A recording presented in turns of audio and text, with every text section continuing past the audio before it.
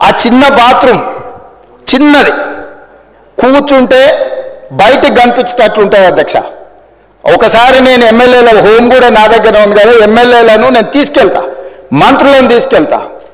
ఏ జైల్లో ISI తీవ్రవాదులను కరడుగట్టిన నక్సలైట్లను బంధిస్తారో parliament సభ్యుని నన్ను 16 రోజులు అందులో బంధిస్తే 16 రోజులు రాత్రిపూట ఏ ఒక్క రోజు పట్టుకోలేదు అధ్యక్ష. పొద్దున పూట బయటకు వదిలినప్పుడు 6 గంటలకు వచ్చి ఖైదీలను బయటకు వదులుతారు కదా అధ్యక్ష. బయట ఒక చెట్టు ఉంటే 16 రోజులు పొద్దున పూట చెట్టు కింద పండుకున్న అధ్యక్ష. అయినా నేను కోపం ప్రదర్శించలే. ఇవన్నీ కూడా దేవుడు అనేటోడు ఉంటాడు, చూస్తాడు, అంతకు 4 ఇంతలు అనుభవిస్తారని నేను అనుకున్నా. సరిగ్గా నేను ప్రమాణ స్వీకారం చేసే రోజే నా మీద కక్ష సాధించిన వాళ్ళని దేవుడే చూపించి దావకంలో షరీక్ చేపించిండు అధ్యక్ష. నేను ఎవరిని ఏం అనాల్సిన పని లేదు. మొదటిసారి నన్ను జైల్లో ఎన్ని రోజులు పెట్టిండ్రో వాళ్ళకి తెలుసు. నా బిడ్డ లగ్గం ఉంటే కూడా లగ్గానికి ఇంటరిం బెయిల్ 2 గంటలు పోయి లగ్గం చూడడానికి కూడా అభ్యంతరం పెట్టి ఢిల్లీ నుంచి న్యాయవాదులను తీసుకొచ్చి ఇక్కడ వాదించి ఆయన బిడ్డ లగ్గపత్రిక రాసుకోవడానికి కూడా వెళ్ళడానికి వీల్లేదు అని చెప్పి కోర్టులో వాదించిన వాదనలు అక్కడ ఉన్నాయి అధ్యక్ష. కోర్టు నాకు కండిషనల్ బెయిల్ ఇచ్చింది అధ్యక్ష. చెర్లపల్లి జైలు నుంచి ఎన్కన్వెన్షన్ ఫంక్షన్ హాల్కి పోయి నా బిడ్డ లగ్గపత్రిక రాసుకొని అక్కడి నుంచి సీదా మళ్ళీ చెర్లపల్లి జైలుకు పోయిన అధ్యక్ష. రాజకీయ కక్ష సాధింపు మీద నాదా? నా బిడ్డ లగ్గానికే పోకుంటే నన్ను అడ్డుకున్నా ఎవరికైనా అధ్యక్ష, మన పిల్లల కంటే మనకేముంటుంది అధ్యక్ష ఈ భూమి మీద? నా బిడ్డ లగ్గానికి లగ్గపత్రిక రాసుకోవడానికి కూడా అడ్డుకుంటే కూడా నేను మిమ్మల్ని ఏమనలే. నేను పార్లమెంట్ సభ్యుడిగా ఉంటే, పార్టీ వర్కింగ్ ప్రెసిడెంట్గా ఉంటే ఎవరో జర్నలిస్టు డ్రోన్ ఎగిరేసి వాళ్ళ విలాసవంతమైన బంగ్లాల వివరాలు తీసుకొచ్చి నాకు అందిస్తే వాటిని పత్రికలకు విడుదల చేసిన పాపానికి నన్ను అక్రమ కేసులు పెట్టి అదే చెర్లపల్లి జైల్లో డిటెన్షన్ సెల్లో పెట్టారు అధ్యక్ష. 16 రోజులు నిద్రలేని రాత్రులు గడిపిన పార్లమెంట్ సభ్యుడిగా, పార్టీ వర్కింగ్ ప్రెసిడెంట్గా. అయినా నేను కక్ష చూపించలేదు అధ్యక్ష. నిజంగానే నేను కక్ష చూపించదలుచుకుంటే మీ కుటుంబంలో ఒక్కరు కూడా బయట ఉండరు అధ్యక్ష. అందరు చెర్లపల్లినే. నేను ఎలా ఎన్నికల ముందు చెప్పినట్టు మీకు డబుల్ బెడ్రూమ్ ఇల్లు మీరు పేదలకు కట్టియలే, మీ గ్యారంటీ కట్టిస్తే మీ కుటుంబానికి డబుల్ బెడ్రూమ్ ఇల్లు అని చెప్పుంటే అధ్యక్ష. ఎన్నికల హామీలు అమలు చేయలేదంటుంది కదా అధ్యక్ష. ఎన్నికలప్పుడు ఈ హామీ కూడా ఇచ్చిన.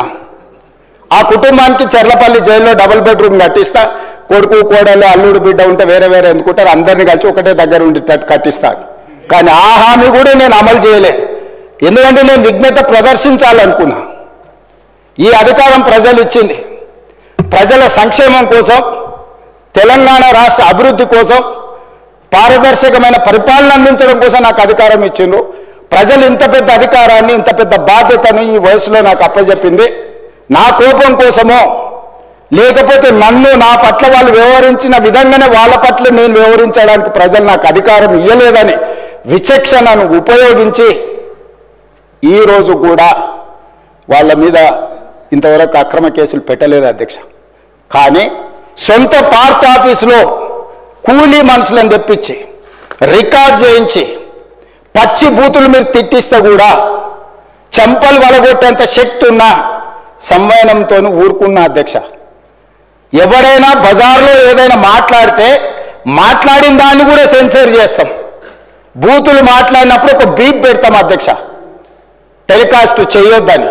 కూలీ పైసలు ఇచ్చి కిరాయి మనుషులను పెట్టించి మీరు పచ్చి బూతులు మాట్లాడిచ్చినా నేను ఏమాత్రం కూడా కక్ష సాధింపు చర్యలకు పాల్పడలేదు అధ్యక్ష.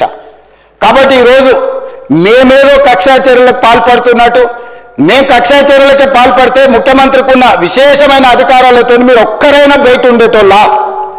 ఈరోజు తెలంగాణ సమాజం అన్నిటిని గమనిస్తుంది. ఎక్కడికి వెళ్ళానని అడుగుతుంది, ఇంకెన్ని రోజులు బయట వదిలేస్తావని తీసి లోపలే. అసలు నువ్వు లోపలేస్తావనే కదా నీకు ముఖ్యమంత్రి పదవి చేసింది, నువ్వెందుకు ఇట్లా సమయం పాటిస్తున్నావు లోపలేయమంటే కూడా నేను ఏ రోజు కూడా అటువైపు పోయలేదు అధ్యక్ష.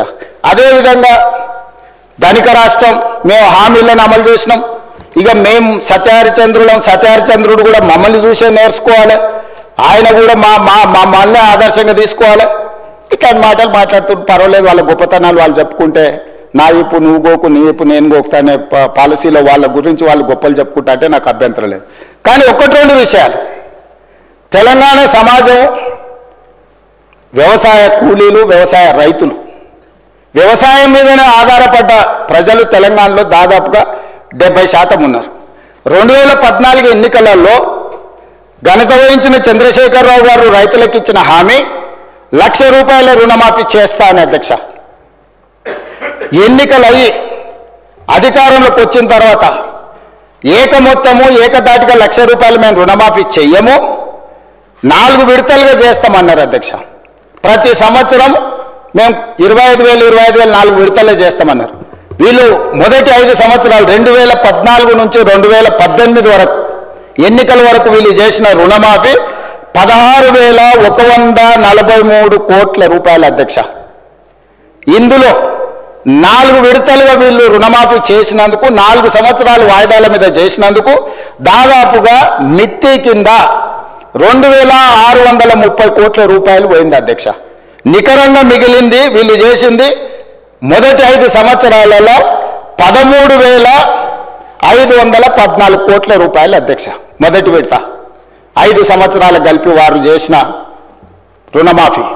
రెండవ విడత మళ్ళీ చెప్పింది అధ్యక్ష, మొదటిసారి చేయలేకపోయినాం, రెండవసారి గ్యారెంటీగా చేస్తాం, ఈసారి మమ్మల్ని నమ్మండి అన్నారు. సరే, ప్రజలు తెలంగాణ వాళ్ళు మంచోళ్ళు, మొదటిసారి పాపం కొత్తగా వచ్చిన రాష్ట్రం ఇప్పుడిప్పుడే సంసారం మొదలు పెట్టారు, రెండోసారైనా ఇచ్చిన మాట నిలబెట్టుకుంటారు కదా, మొదటిసారి చేసిన తప్పు చేయరని ప్రజలు రెండోసారి కూడా వాళ్ళని కనుకరించారు, వాళ్ళకి అధికారం ఇచ్చింది అధ్యక్ష.